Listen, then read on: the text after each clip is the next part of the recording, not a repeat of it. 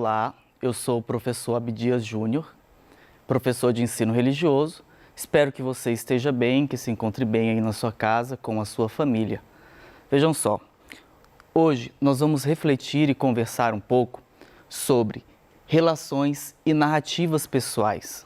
Vejam só, no mês passado, nós conversávamos sobre a tradição escrita, sobre a importância das narrativas sagradas e na aula de hoje, nós vamos começar uma reflexão e um estudo sobre as nossas narrativas pessoais, sobre como nós construímos a nossa identidade e como nós construímos a nossa relação com o outro, com aqueles que convivem conosco e quais os desafios disso. E com isso nós vamos conhecer alguns conceitos novos, vamos conhecer um pouco mais aí desse universo da construção da identidade. Então eu convido você a pegar seu caderno, pegar seu material, a prestarmos bastante atenção e para aproveitarmos da melhor forma possível esse nosso momento. Vejam só, você já parou para observar a diversidade de pessoas que estão ao seu redor? Essas pessoas que vemos em nosso cotidiano, se prestar atenção, você vai perceber que há pessoas que se assemelham e outras que se diferenciam no modo de ser, nos costumes, nas ideias e também nas práticas religiosas. Vejam só, nós vivemos em um mundo, em uma sociedade muito diversa, de diversas culturas, diversas formas de acreditar, diversas tradições religiosas também. E cada povo, cada cultura, cada lugar, cada cidade traz consigo uma bagagem cultural. E essa bagagem cultural, ela influencia na nossa forma de pensar, ela influencia no nosso modo de perceber o mundo. Muitas pessoas veem isso como algo negativo, o que acaba ocasionando o preconceito, porque não aceita o outro, aquilo que nós chamamos de diferente, como ele é, como ele se apresenta. Normalmente, quando nós vemos algum noticiário ou vemos alguma reportagem sobre algum lugar de outro país, de outras comidas que eles comem, por exemplo, há países que comem insetos e é um prato de referência, a gente acha aquilo uma coisa estranha, A gente acha aquilo um pouco fora do normal, mas por quê? Por conta dos nossos padrões culturais, por conta da nossa forma de perceber o mundo. No entanto, nós podemos olhar isso ao invés de com um preconceito, ao invés de traçar esse olhar já preconceituoso de nossa, mas que diferente, nossa, mas isso eu não faria isso.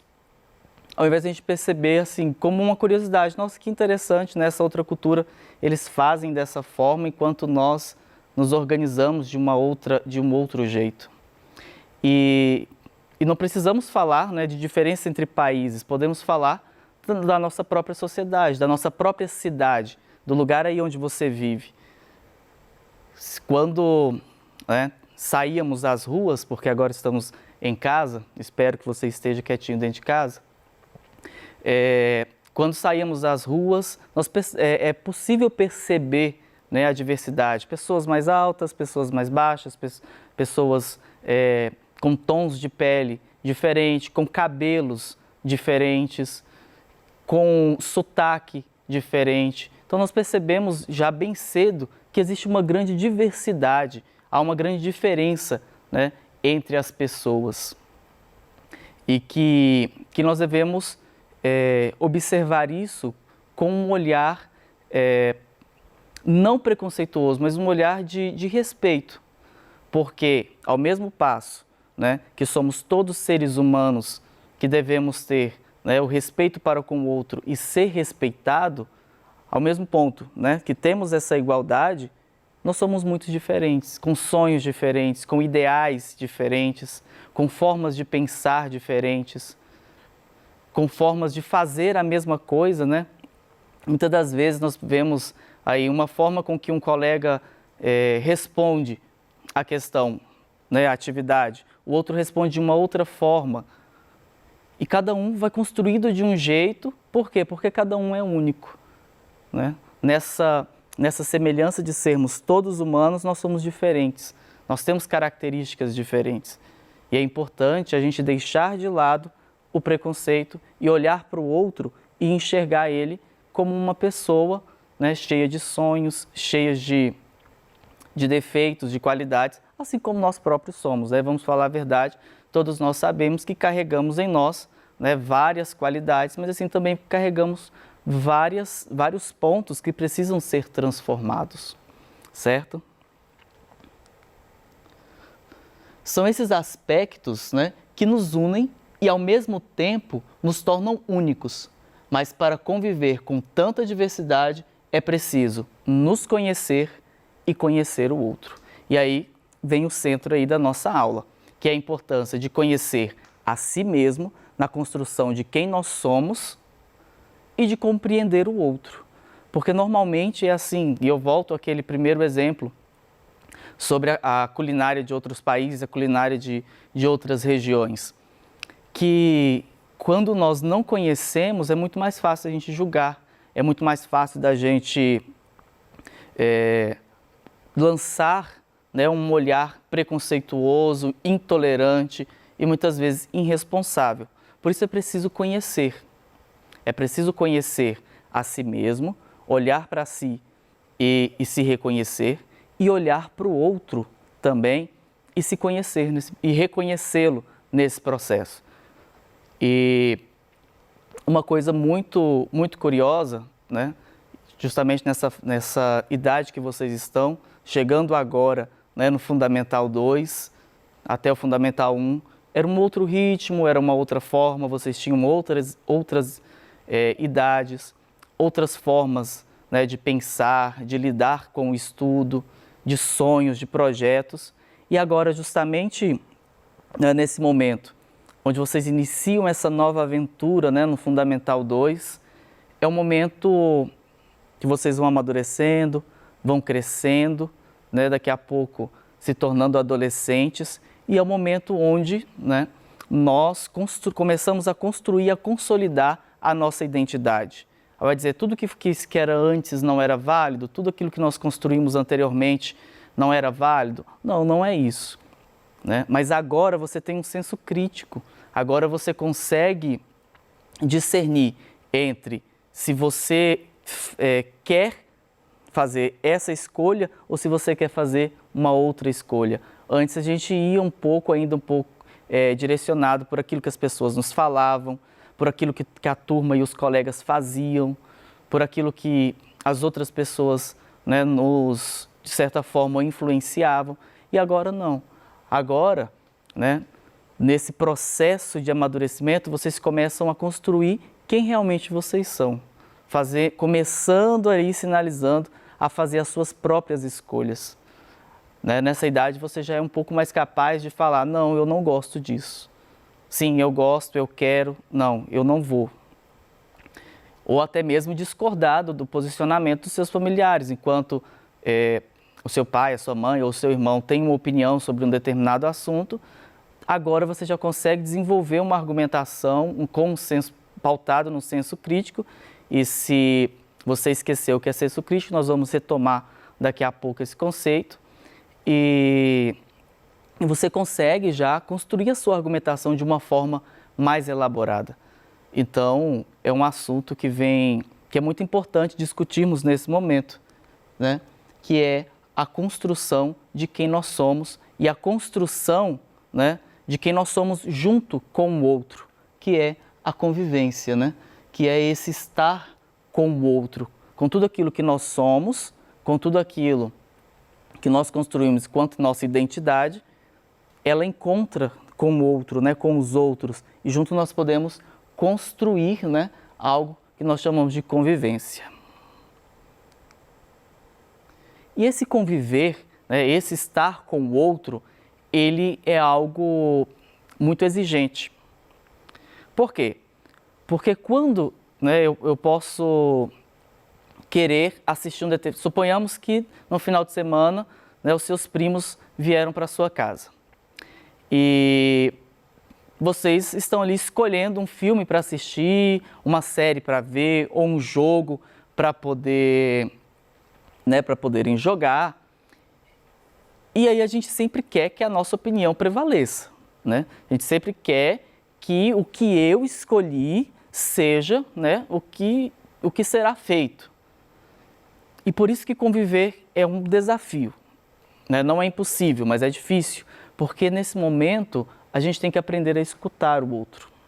A gente tem que aprender a ouvir o que o outro diz. A gente tem que aprender a ouvir o que o outro tem para falar. E aí, né, vocês ali vão estabelecer através de uma ética o que será decidido. Vai ser por meio de votação, né? Vai ser por meio de pontos, né? Esse filme teve mais pontos do que o outro, teve mais escolhas. E por isso conviver é um desafio, porque a gente tem que estar sempre percebendo também a opinião do outro.